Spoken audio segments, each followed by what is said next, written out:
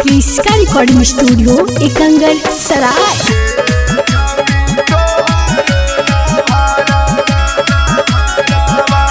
गया जिला में हवे गदरवा गे छौड़ी तोहारो लाभरवा।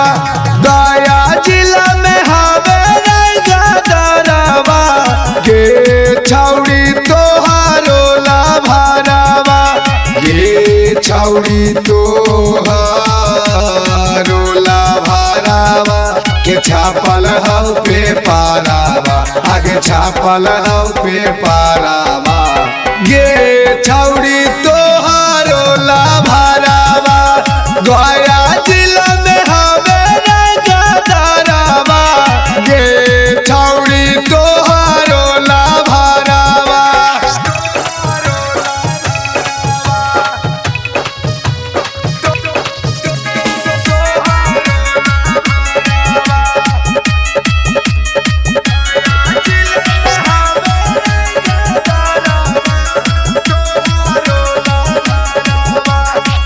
हमारा के छोड़ के जकर में दूसरा से शादी गे बाबा भाई बा के मर के बनबवा तकबादी गे। हमारा के छोड़ के जकर में दूसरा से शादी गे बाबा भाई बा के मर के बनबवा तकबादी गे। छौड़ी लागा ना हौ डरावा आगे कारी देव माँ डरावा।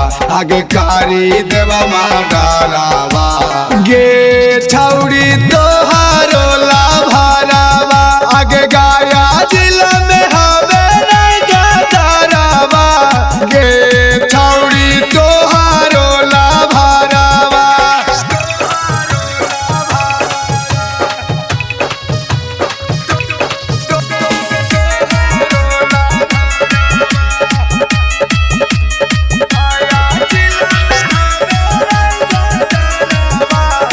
क्रिस्का रिकॉर्डिंग स्टूडियो एकंगर सराय। गलती कर दिलही छौड़ी दूसरा ही जाई के भदरा के गोली मरवाऊ दौड़ा दौड़ाई के।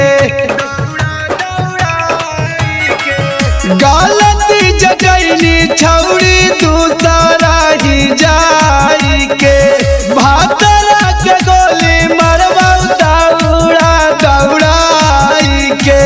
आगे प्यारे पिंटू बारामा पर 5 लाख पुरस्कारावा। आगे 5 लाख पुरस्कारावा गे छौड़ी तोहारो लाभरवा।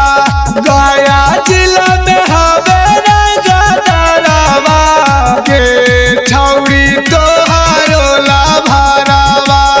क्रिस्का रिकॉर्डिंग स्टूडियो एकंगर सराय।